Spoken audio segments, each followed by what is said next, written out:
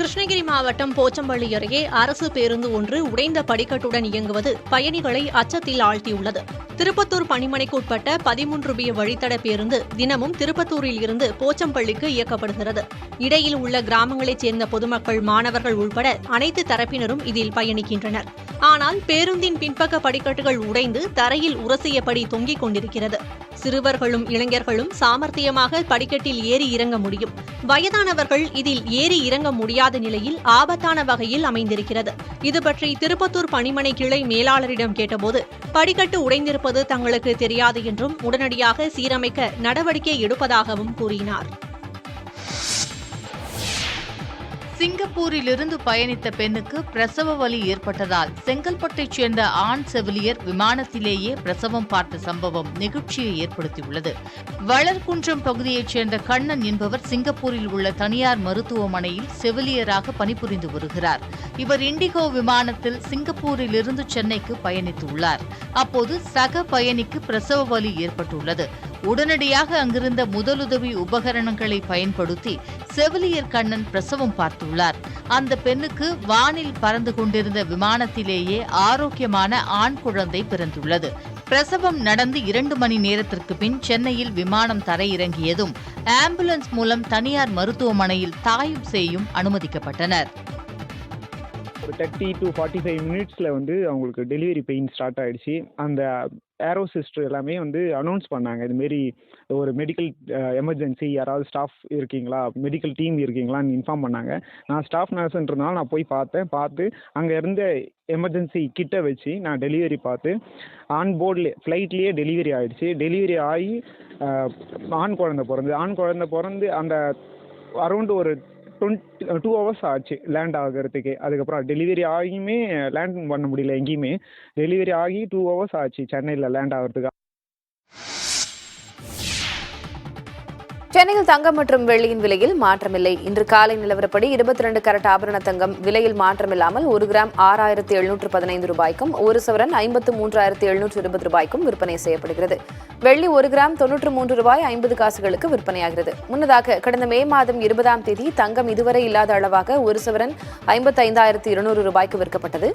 மே மாதம் 29ஆம் தேதி முன் எப்போதும் இல்லாத அளவாக வெள்ளி 1 கிராம் 102 ரூபாய் 20 காசுகளுக்கு விற்பனையானது. தொடர்ச்சியாக தங்கம் மற்றும் வெள்ளி மீதான இறக்குமதி வரியை 15 விழுக்காட்டிலிருந்து 6 விழுக்காடாக குறைத்து மத்திய பட்ஜெட்டில் அரசு அறிவித்தது. இதன் எதிரொலியாக தங்கம் மற்றும் வெள்ளியின் விலை குறைந்தது. இந்த சூழலில் அமெரிக்க பொருளாதார புள்ளி விவரங்கள் உள்ளிட்ட சர்வதேச நிகழ்வுகளால் தங்கம் மற்றும் வெள்ளியின் விலையில் பெரிய அளவுக்கு மாற்றமில்லாமல் காணப்படுகிறது.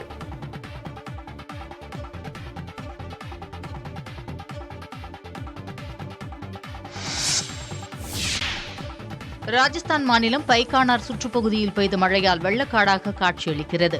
கனமழை சற்று ஓய்ந்ததால் அஜ்மீர் பகுதியில் வெள்ளம் வடிந்து இயல்பு நிலை திரும்பி வருகிறது. உத்தரப்பிரதேச மாநிலம் சந்தவுலி அடுத்த DDU நகர் பகுதியில் தேங்கிய மழைநீரால் மாணவர்கள் அவதியடைந்தனர். முழங்கால் அளவு தண்ணீரில் இறங்கி பள்ளிக்கு சென்றனர். ராய்பரேலி பகுதியிலும் கனமழையால் நகரின் பல பகுதிகளில் தண்ணீர் தேங்கியது. விவசாயிகள் உள்ளிட்டோர் பாதிக்கப்பட்டனர். தொடர் மழையால் வாரணாசியில் உள்ள கங்கை ஆற்றில் நீர்மட்டம் உயர்ந்து வருகிறது. குஜராத் ஜாம்நகரில் உள்ள ரஞ்சித் சாகர் அணை நிரம்பி உபரி நீர் பெருக்கெடுத்து ஓடுகிறது. ஒரு வாரமாக தொடரும் கனமழையால் குஜராத்தில் உள்ள நீர்த்தேக்கங்கள் வேகமாக நிரம்பி வருகின்றன. 29 அடி உயரம் கொண்ட ரஞ்சித் சாகர் அணை முழுவதும் நிரம்பி கடல் போல் காட்சியளிக்கிறது. அணையில் இருந்து நிரம்பி வழியும் நீர் ஆற்றில் பெருக்கெடுத்து ஓடுவதால் கரையோர மக்களுக்கு வெள்ள அபாய எச்சரிக்கை விடுக்கப்பட்டுள்ளது. ஜப்பானில் ஷான்ஷான் சூறாவளி கரையை கடந்ததால் பலத்த காற்றுடன் கனமழை பெய்து வருகிறது.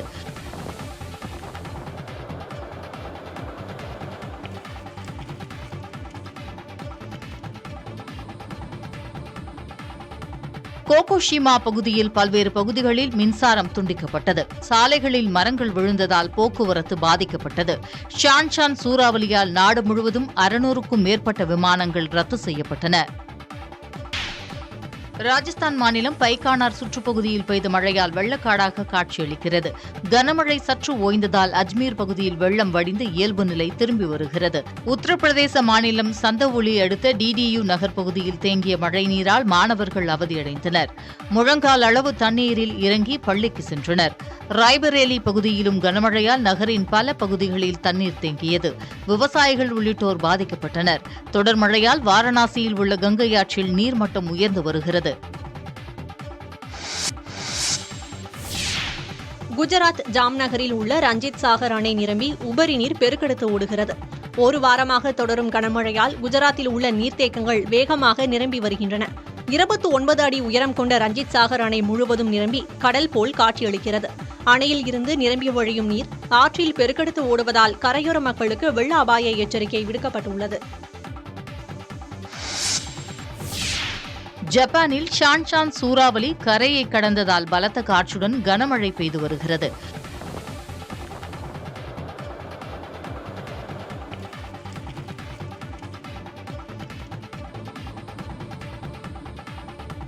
கோகோஷிமா பகுதியில் பல்வேறு பகுதிகளில் மின்சாரம் துண்டிக்கப்பட்டது. சாலைகளில் மரங்கள் விழுந்ததால் போக்குவரத்து பாதிக்கப்பட்டது. ஷான்ஷான் சூறாவளியால் நாடு முழுவதும் 600க்கும் மேற்பட்ட விமானங்கள் ரத்து செய்யப்பட்டன. ஆறுகாட்டுத்துறை மீனவர்களின் 2 லட்சம் ரூபாய் மதிப்பிலான மீன்பிடி வலைகளை இலங்கை கடற்கொள்ளையர்கள் மீண்டும் பறித்துச் சென்றுள்ளனர். ஆறுகாட்டுத்துறையிலிருந்து 5 மீனவர்கள் ஆழ்கடலுக்கு சென்றுள்ளனர். அப்போது அதிநவீன இன்ஜின் பொருத்தப்பட்ட படகில் வந்த இலங்கை கடற்கொள்ளையர்கள் 3 பேர் மீனவர்கள் விரித்திருந்த 350 கிலோ எடையுள்ள வலையை விட்டு எடுத்துச் சென்றுள்ளனர். வலைகளை பறிகொடுத்த மீனவர்கள் 5 பேரும் கரை திரும்பியுள்ளனர். கடந்த 2 நாட்களுக்கு முன் இதேபோல நாகை மீனவர்களை தாக்கி 4 லட்சம் ரூபாய் மதிப்பிலான மீன்பிடி பொருட்களை இலங்கை கடற்கொள்ளையர்கள் பறித்துச் சென்றிருந்தனர். இலங்கை கடற்கொள்ளையர்களின் தாக்குதல் தொடர்வதால் அச்சமின்றி கடலில் மீன்பிடிக்க மத்திய மாநில அரசுகள் நடவடிக்கை எடுக்க மீனவர்கள் வலியுறுத்தியுள்ளனர். இலங்கை கடற்கொள்ளையர் ஒரு 3 பேர் ஒரு படகுல வந்து எங்களை வலையெல்லாம் அறுத்து அள்ளிட்டு தொடர்ந்து இதே மாதிரி எங்கள் ஊரில் தொடர்ந்து நடந்துட்டு இருக்கு. அரசாங்கம் உடனடியாக இதுக்கு ஒரு தீர்வு வேணும். இல்லைன்னா எங்களுக்கு தொடர்ந்து தொழில் பண்ண அச்சமாக இருக்கு. டெல்லியில் பெய்து வரும் பெருமழையால் சாலைகளில் வெள்ள நீர் பெருக்கெடுத்துள்ளது. தௌலா குவான் பகுதியில் பெய்த மழையால் ஷங்கர் விஹார் சாலையில் தண்ணீர் தேங்கியது. சாலைகளில் பெருக்கெடுத்த மழை வெள்ளத்தால் வாகன போக்குவரத்து பாதிக்கப்பட்டது. கார், பேருந்து உள்ளிட்ட வாகனங்கள் சாலையில் முடங்கின. கண்டோன்மெண்ட், டிகிரி உள்பட தலைநகர் டெல்லியின் பல்வேறு பகுதிகளிலும் மழை பெய்து வரும் நிலையில் தண்ணீர் தேங்கியுள்ளதால் மக்கள் கடும் அவதிக்கு ஆளாகியுள்ளனர். குஜராத் மாநிலத்தில் வெள்ளத்தால் ஏற்பட்ட பாதிப்பில் சிக்கி உயிரிழந்தோரின் எண்ணிக்கை 25ஐ தாண்டியுள்ளது. குஜராத்தில் பெய்து வரும் கனமழையால் மாநிலத்தின் பெரும்பாலான பகுதிகளில் மழைநீர் சூழ்ந்துள்ளது. இதனால் 17,000க்கும் மேற்பட்ட மக்கள் தங்கள் இருப்பிடத்திலிருந்து பாதுகாப்பான இடங்களுக்கு மாற்றப்பட்டுள்ளனர். தொடர்ந்து பாதிக்கப்பட்டவர்களை மீட்கும் பணியில் பேரிடர் மீட்புப் படையினர் ஈடுபட்டுள்ளனர். வீடுகளிலிருந்து வெளியேற முடியாமல் தவித்து வரும் மக்களை படகு மூலம் தேசிய பேரிடர் மீட்புப் படையினர் மீட்டுள்ளனர். குஜராத்தில் 122 அணைகளில் முழு கொள்ளளவை எட்டியுள்ளதால் அங்கு கண்காணிப்பு தீவிரப்படுத்தப்பட்டுள்ளது. முதலமைச்சர் பூபேந்தர் பட்டேலிடம் வெள்ள பாதிப்புகள் குறித்து பிரதமர் நரேந்திர மோடி கேட்டறிந்தார். மேலும் மாநிலத்திற்கு தேவையான அனைத்து உதவிகளையும் மத்திய அரசு செய்யும் என உறுதியளித்தார். பாதிக்கப்பட்ட மக்களுக்கு தேவையான உதவிகளை விரைந்து செய்ய மத்திய அரசை மக்களவை எதிர்க்கட்சித் தலைவர் ராகுல் காந்தியும் காங்கிரஸ் தலைவர் மல்லிகார்ஜுன கார்கேவும் வலியுறுத்தியுள்ளனர். இதனிடையே 5 நாட்களுக்கு அதிக கனமழை பெய்யும் என்று வானிலை ஆய்வு மையம் எச்சரித்துள்ளது.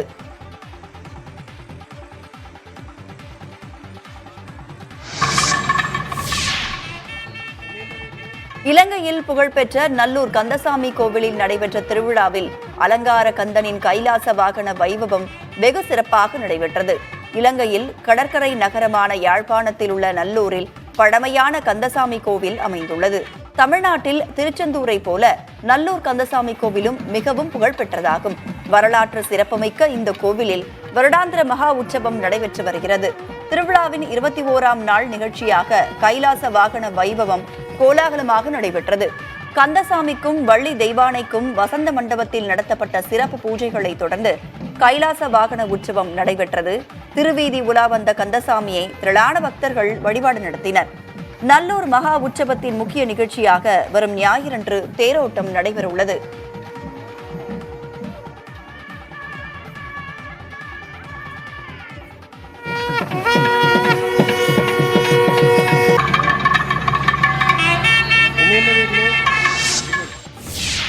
சிறை கைதியான கன்னட நடிகர் தர்ஷனுக்கு 2 கைதிகள் போட்டி போட்டுக்கொண்டு பணிவிடை செய்ததும் இதில் ஏற்பட்ட போட்டியின் காரணமாகவே அவரது சிறை சொகுசு வாழ்க்கை அம்பலமானதும் விசாரணையில் தெரியவந்துள்ளது.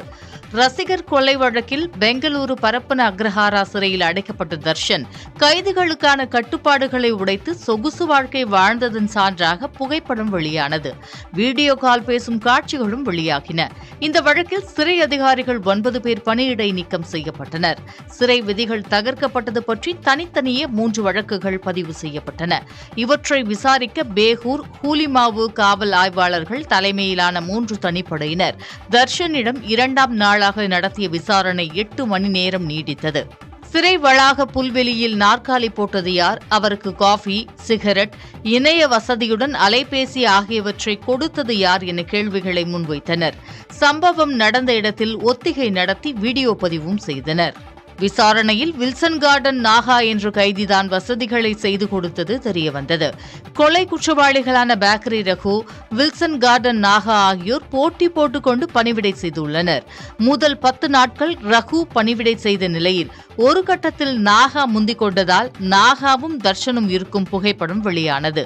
தர்ஷன் பயன்படுத்திய அலைபேசி யாருடையது, அவரை படம் பிடித்தது யார் என தனிப்படையினர் விசாரித்து வருகின்றனர். இதனிடையே தர்ஷன் பெங்களூரு சிறையில் இருந்து பலத்த பாதுகாப்புடன் பெல்லாரி சிறைக்கு கொண்டு செல்லப்பட்டார்.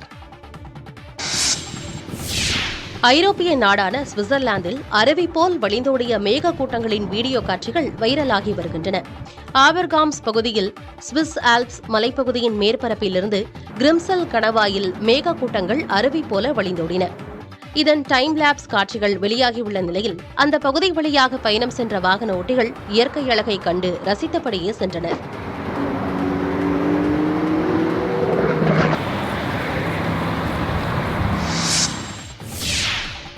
ஸ்பெயினில் கோலாகலமாக நடந்த தக்காளி திருவிழாவில் திரளானோர் கலந்து கொண்டனர். பினோல் நகரில் நடந்த லா டோமாடினா எனப்படும் தக்காளி திருவிழாவில் ஒரு ட்ரக்கில் கொண்டுவரப்பட்ட தக்காளியை ஒருவர் மீது ஒருவர் வீசி உற்சாக கொண்டாட்டத்தில் ஈடுபட்டனர். கூழாக்கப்பட்ட தக்காளி ஜூஸில் இளைஞர்கள், இளம்பெண்கள் ஆனந்தமாக குளியலிட்டு மகிழ்ந்தனர். தொடர்ந்து அவர்களுக்கான நூதன விளையாட்டுப் போட்டிகளும் நடத்தப்பட்டன.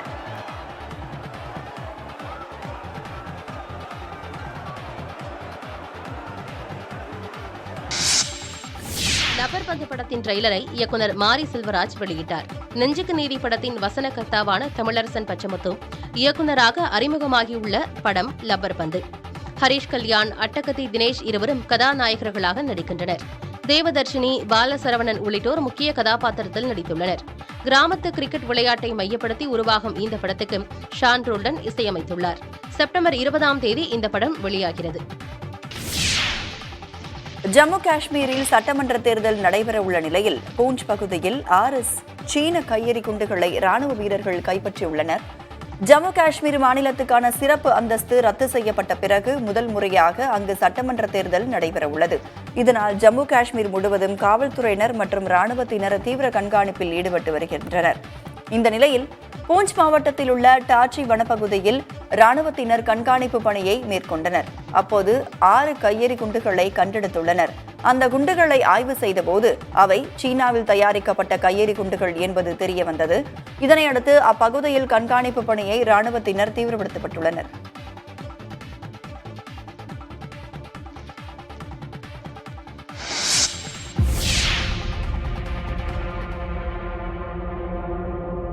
பாலியல் புகாரை தொடர்ந்து நடிகர் ஜெயசூர்யா மற்றும் எம்எல்ஏ முகேஷ் மீது பிணையில் வெளியே வர முடியாத பிரிவுகளில் வழக்கு பதிவு செய்யப்பட்டுள்ளது. ஹேமா கமிட்டி அறிக்கை அண்மையில் வெளியாகிய நிலையில் கேரள திரையுலகை சேர்ந்த பிரபலங்கள் மீது ஏராளமானோர் பாலியல் புகார்களை அளித்து வருகின்றனர். புகார் அளித்த நடிகைகளிடம் கேரள அரசால் அமைக்கப்பட்ட சிறப்பு குழு விசாரணை நடத்தி வருகிறது. அதன்படி ஏற்கனவே இயக்குனர் ரஞ்சித் நடிகர் சித்திக் மீது வழக்கு பதிவு செய்யப்பட்டுள்ளது.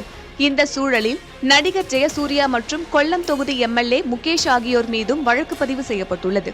முகேஷ் மீது பிணையில் வெளியே வர முடியாத பிரிவில் கொச்சி காவல்துறையினர் வழக்கு பதிவு செய்துள்ளனர். கேரள தலைமைச் செயலகத்தில் நடந்த படப்பிடிப்பின் போது சக நடிகைக்கு பாலியல் வன்கொடுமை செய்ததாக அளித்த புகாரின் பேரில் ஜெயசூர்யா மீதும் பிணையில் வெளியே வர முடியாத பிரிவில் திருவனந்தபுரம் காவல்துறையினர் வழக்கு பதிவு செய்துள்ளனர். இதனிடையே பாலியல் புகாருக்கு ஆளான இயக்குனர் VK பிரகாஷ் முன்பிணை கேட்டு கேரள உயர்நீதிமன்றத்தில் மனு தாக்கல் செய்துள்ளார்.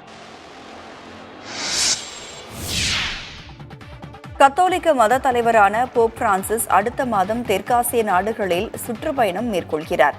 அடுத்த மாதம் 2ஆம் தேதி முதல் 13ஆம் தேதி வரை Indonesia, Singapore, Timur, Papua New Guinea ஆகிய நாடுகளில் சுற்றுப்பயணம் செல்லும் போப் பிரான்சிஸ் அங்கு நடைபெறும் பல்வேறு நிகழ்ச்சிகளில் கலந்து கொண்டு மக்களிடத்தில் உரையாற்றுகிறார். கத்தோலிக்க மத தலைவராக போப் பிரான்சிஸ் பதவியேற்ற 11 ஆண்டுகளில் அவர் மேற்கொள்ளும் மிக நீண்ட சுற்றுப்பயணம் இது என வாட்டிகன் அரண்மனை தெரிவித்துள்ளது. 87 வயதான போப் பிரான்சிஸ் சில தினங்களாக உடல்நலக்குறைவால் அவதியடைந்து வருகிறார். அவர் சர்க்கர நாற்காலியிலிருந்து அமர்ந்தவாறே வழிபாடுகளில் பங்கேற்று வரும் நிலையில் இந்த பயணம் குறித்து வாட்டிகன் அரண்மனை கவலை தெரிவித்தாலும் இது தற்போதைய சூழலில் தேவையான ஒன்று என கூறியுள்ளது.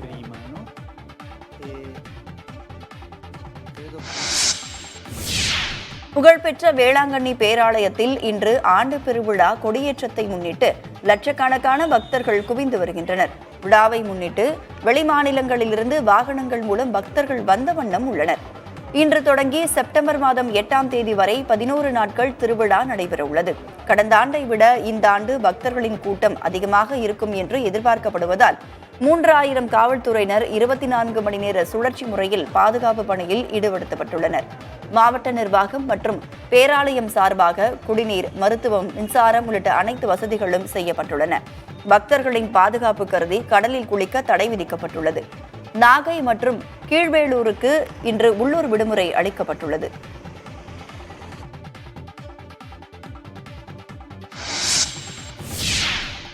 கொளத்தூரை தலைமையிடமாக கொண்டு புதிய வருவாய் வட்டத்தை உருவாக்கி வருவாய் மற்றும் பேரிடர் மேலாண்மை துறை உத்தரவிட்டுள்ளது. இதன்படி அயனாவரம் வருவாய் வட்டத்திலிருந்து கொளத்தூர் வருவாய் வட்டம் புதிதாக உருவாக்கப்பட்டுள்ளது. 6.24 சதுர கிலோமீட்டர் பரப்பளவு கொண்ட கொளத்தூர் வட்டத்தில் கொளத்தூர், பெரவள்ளூர், சிறுவள்ளூர் உள்ளிட்ட 3 கிராமங்கள் உள்ளன.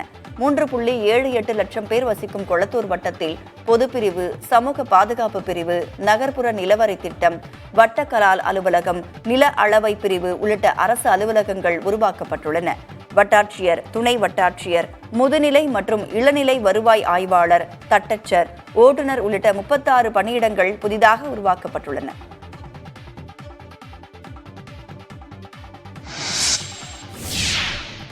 நாகை மாவட்டம் வேதாரண்யத்தில் அஸ்திவாரத்துடன் நிறுத்தப்பட்ட வீடுகளை முழுமையாக கட்டித்தர வேண்டும் என கிராம மக்கள் கோரிக்கை விடுத்துள்ளனர்.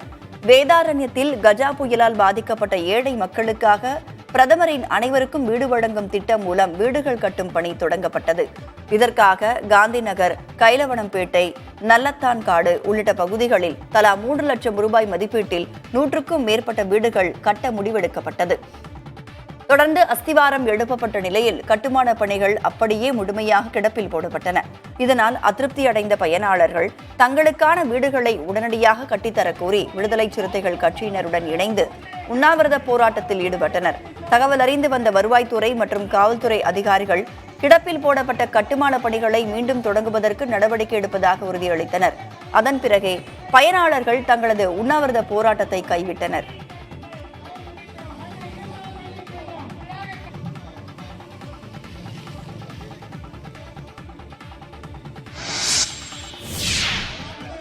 கர்நாடகாவில் கோயில் திருவிழாவில் அன்னதானம் சாப்பிட்டவர்களில் 3 பேர் உயிரிழந்தது பற்றி விசாரணை நடத்தப்பட்டு வருகிறது. தும்கூரு மாவட்டம் புல்லச்சந்திரா கிராமத்தில் கடந்த வாரம் கரியம்மா முத்துராயா பூட்டப்பா கோயில் திருவிழா நடைபெற்றது. ஞாயிறன்று காலை அன்னதானமாக தக்காளி சாதம் பரிமாறப்பட்டுள்ளது. 500க்கும் அதிகமானோர் அன்னதானம் சாப்பிட்டுள்ளனர். இவர்களில் 50க்கும் அதிகமானோருக்கு வாந்தியும் வயிற்றுப்போக்கும் ஏற்பட்டுள்ளது. இவர்களில் கடுமையாக பாதிக்கப்பட்ட 18 பெண்கள் உள்ளிட்ட 30 பேர் மருத்துவமனைகளில் சேர்க்கப்பட்டுள்ளனர்.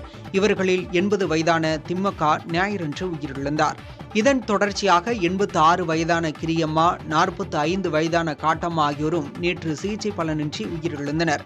மேலும் 27 பேருக்கு தொடர்ந்து சிகிச்சை அளிக்கப்பட்டு வருகிறது. சம்பந்தப்பட்ட கிராமத்திலும் மருத்துவ முகாம் அமைக்கப்பட்டுள்ளது. இதனிடையே சம்பவம் நிகழ்ந்த நாளிலேயே அன்னதானத்தில் பரிமாறப்பட்ட உணவு மற்றும் தண்ணீரின் மாதிரிகள் சேகரிக்கப்பட்டு ஆய்வுக்காக அனுப்பப்பட்டுள்ளது. அதன் அறிக்கை கிடைத்த பின்னரே என்ன காரணம் என தெரியவரும் என்று அதிகாரிகள் கூறியுள்ளனர். வாடிக்கையாளர்களுக்கு சேவைகளை மேம்படுத்தும் விதமாக தமிழ் உள்ளிட்ட 7 மொழிகளில் தொடர்பு கொண்டு தகவல்கள் வழங்கப்படும் என ஏர் இந்தியா நிறுவனம் தெரிவித்துள்ளது. வாடிக்கையாளர்கள் சேவை மையத்தில் இருந்து ஏற்கனவே ஆங்கிலம் மற்றும் ஹிந்தியிலிருந்து சேவை வழங்கப்பட்டு வரும் நிலையில் மராத்தி, பஞ்சாபி, தமிழ், மலையாளம், பெங்காலி, கன்னடா மற்றும் தெலுங்கு ஆகிய மொழிகளிலும் பயணிகளுக்கு தேவையான தகவல்கள் வழங்கப்படும் என ஏர் இந்தியா தெரிவித்துள்ளது. இதற்காக வாடிக்கையாளர்களின் மொழியை அவர்கள் பயன்படுத்தும் தொலைத்தொடர்பு நெட்வொர்க்கில் இருந்து தானாகவே தேர்ந்தெடுத்துக் கொள்ளும் வகையில் வாடிக்கையாளர் சேவை மையத்தில் மென்பொருள் மேம்படுத்தப்பட்டுள்ளதாக ஏர் இந்தியா தெரிவித்துள்ளது. புதியதாக 5 தொடர்பு மையங்கள் அமைக்கப்பட்டுள்ளதாகவும் காலை 8 மணி முதல் இரவு 11 மணி வரை தற்போது அறிமுகப்படுத்தப்பட்டுள்ள இந்திய மொழிகளில் சேவை வழங்கப்படும் என ஏர் இந்தியா தெரிவித்துள்ளது. புதுக்கோட்டை மாவட்டம் வயலோகத்தில் நீட் தேர்வில் வெற்றி பெற்ற ஒரே பள்ளியைச் சேர்ந்த 5 மாணவர்களுக்கு பாராட்டு விழா நடைபெற்றது. வயலோகம் அரசு மேல்நிலைப் பள்ளியைச் சேர்ந்த மாணவர்கள் கடல்வேந்தன், சுதாகர், ஆர்த்தி, ஜெயந்தி, சுபஸ்ரீ ஆகிய 5 மாணாக்கர் நீட் தேர்விலும், நாகவர்மன் என்பவர் JEE தேர்விலும் தேர்ச்சி அடைந்தனர். நீட் தேர்வில் தேர்ச்சி பெற்ற 5 மாணவர்களுக்கு தமிழக அரசின் 7.5 இடஒதுக்கீட்டால் மருத்துவம் படிப்பதற்கான வாய்ப்பு கிடைத்துள்ளது. இதனையொட்டி மாணவர்களுக்கு அரசு பள்ளியில் பாராட்டு விழா நடைபெற்றது. ஒரே பள்ளியில் இருந்து 5 மாணவர்கள் மருத்துவம் படிக்க தேர்வாகி இருப்பது அரசு பள்ளியில் படிக்கும் மாணவர்களுக்கு ஊக்கம் அளிப்பதாக இருப்பதாக கூறி மாணவர்களுக்கு ஆசிரியர்கள், பெற்றோர் வாழ்த்துக்களை தெரிவித்தனர். நான் வயலோகம் கவர்மெண்ட் ஹையர் செகண்டரி ஸ்கூலில் வந்து 11th 12th வரையும் படித்தேன். நீட்டில் வந்து 541 ஸ்கோர் பண்ணேன். இப்போ எனக்கு தஞ்சாவூர் கவர்மெண்ட் மெடிக்கல் காலேஜில் வந்து சீட் கிடச்சிருக்கு. இதுக்கு சப்போர்ட் பண்ண பேரண்ட்ஸ், டீச்சர், HM எல்லாருக்குமே வந்து ரொம்ப தேங்க்ஸ். திண்டுக்கல் மாவட்டம் கொடைக்கானலில் மனோரத்தினம் சோலை அணையை சுற்றி வளர்ந்துள்ள அந்நிய வகை சவுக்கு மரங்களை முற்றிலும் அழித்து அகற்றுமாறு கோரிக்கை வலுத்து வருகிறது. கொடைக்கானல் நகரின் முக்கிய குடிநீர் ஆதாரமாக திகழ்வது மனோரத்தினம் சோலைக்குள் உள்ள 2 அணைகள்தான். இவற்றில் கீழே அமைந்துள்ள முதல் அணையை சுற்றி நமது மண் வளத்திற்கு ஏற்பில்லாத அந்நிய வகை சவுக்கு மரங்கள் அதிக அளவில் அடர்ந்து பரவி வளர்ந்து வருகின்றன.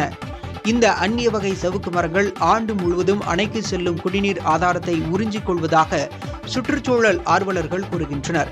எனவே இவற்றை வெட்டி அகற்றி முற்றிலும் அழிக்க வேண்டும் என்றும், அந்த பகுதிகளில் புல்வெளிகளை உருவாக்கி அணையின் சுற்றுச்சூழலை மீண்டும் பழைய நிலைக்கு மாற்ற வேண்டும் என்றும் அவர்கள் வலியுறுத்துகின்றனர். இதுபற்றி கொடைக்கானல் நகர்மன்ற தலைவர் செல்லத்துறையிடம் கேட்டபோது, அணையை சுற்றியுள்ள அந்நிய வகை சவுக்கு மரங்களை அகற்ற முடிவெடுக்கப்பட்டுள்ளதாகவும், முதற்கட்டமாக கரையிலிருந்து 200 மீட்டர் அளவிற்கு வெட்டுவதற்காக அரசின் அனுமதி கோரப்பட்டிருப்பதாகவும் கூறியுள்ளார்.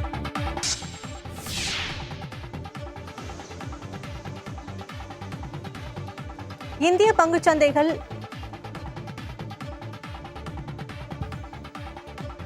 பங்குச்சந்தைகள் இன்று சிறிய ஏற்றத்துடன் வர்த்தகமாகின்றன. காலை 10 மணி வாக்கில் மும்பை பங்குச்சந்தையின் சென்செக்ஸ் 192 புள்ளிகள் உயர்ந்து 81,978 புள்ளிகளிலும், தேசிய பங்குச்சந்தையின் நிப்டி 50 புள்ளிகள் அதிகரித்து 25,102 புள்ளிகளிலும் வர்த்தகமாகின.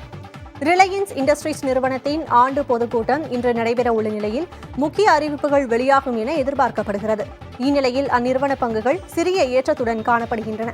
அந்நிய முதலீட்டாளர்கள் நேற்று 1,347 கோடி ரூபாய் மதிப்பில் பங்குகளை விற்றுள்ளதாக புள்ளி விவரங்கள் கூறுகின்றன.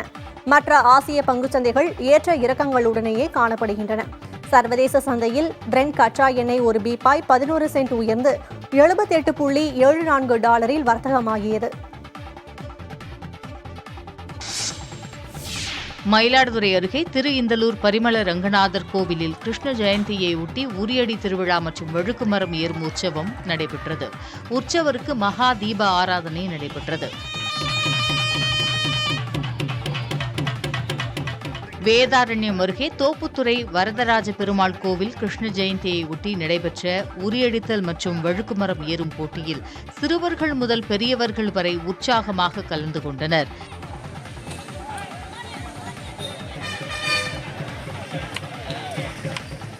இதனைத் தொடர்ந்து நடைபெற்ற வழிபாட்டில் கிருஷ்ணரை வழிபட்டனர். இதேபோல் கும்பகோணத்தில் பிரசித்தி பெற்ற 3 கோவில்களில் உரியடி திருவிழா நடைபெற்றது.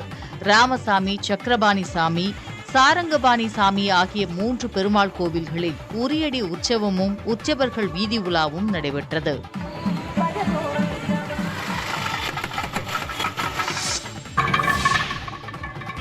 இலங்கையில் புகழ்பெற்ற நல்லூர் கந்தசாமி கோயிலில் நடைபெற்ற திருவிழாவில் அலங்கார கந்தனின் கைலாச வாகன வைபவம் வெகு சிறப்பாக நடைபெற்றது. இலங்கையில் கடற்கரை நகரமான யாழ்ப்பாணத்தில் உள்ள நல்லூரில் பழமையான கந்தசாமி கோயில் அமைந்துள்ளது. தமிழ்நாட்டில் திருச்செந்தூரை போல நல்லூர் கந்தசாமி கோயிலிலும் மிகவும் புகழ்பெற்றதாகும். வரலாற்று சிறப்புமிக்க இக்கோயிலில் வருடாந்திர மகா உற்சவம் நடைபெற்று வருகிறது. திருவிழாவின் 21ஆம் நாள் நிகழ்ச்சியாக கைலாச வாகன வைபவம் கோலாகலமாக நடைபெற்றது. கந்தசாமிக்கும் வள்ளி தெய்வானைக்கும் வசந்த மண்டபத்தில் நடத்தப்பட்ட சிறப்பு பூஜைகளை தொடர்ந்து கைலாச வாகன உற்சவம் நடைபெற்றது. திருவிதி உலா வந்த கந்தசாமியை திரளான பக்தர்கள் வழிபட்டனர். நல்லூர் மகா உற்சவத்தின் முக்கிய நிகழ்ச்சியாக வரும் ஞாயிறன்று தேரோட்டம் நடைபெறுகிறது.